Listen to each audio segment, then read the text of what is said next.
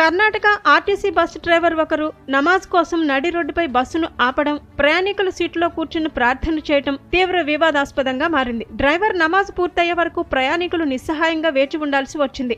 కొంతమంది ప్రయాణికులు ఈ సంఘటనను వీడియో తీసి సోషల్ మీడియాలో పోస్టు చేయడంతో అది కాస్త వైరల్గా మారింది. ప్రయాణికుల ఫిర్యాదుతో స్పందించిన అధికారులు సదరు డ్రైవర్పై విచారణకు ఆదేశించారు. కాగా ఈ ఘటనపై కర్ణాటక రవాణా శాఖ మంత్రి రామలింగారెడ్డి తీవ్రంగా స్పందించారు. పనివేళల్లో ప్రార్థనలు చేయటం నిబంధనలకు విరుద్ధమని, సదరు డ్రైవర్పై విచారణ జరిపి కఠిన చర్యలు తీసుకోవాలని అధికారులను ఆదేశించారు. మంగళవారం సాయంత్రం హుబ్లీ హవేరీ మార్గంలోని జవేరీ సమీపంలో ఈ సంఘటన జరిగింది.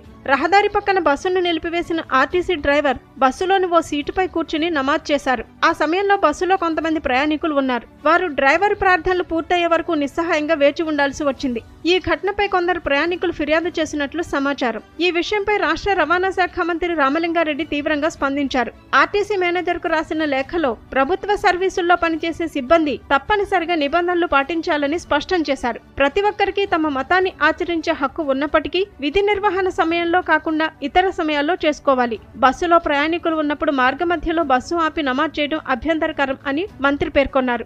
విచారణ జరిపి డ్రైవర్ తప్పు చేసినట్లు తేలితే క్రమశిక్షణా చర్యలు తీసుకోవాలని మంత్రి ఆదేశించారు. భవిష్యత్తులో ఇలాంటి సంఘటనలు పునరావృతం కాకుండా చర్యలు తీసుకోవాలని ఆయన సూచించారు.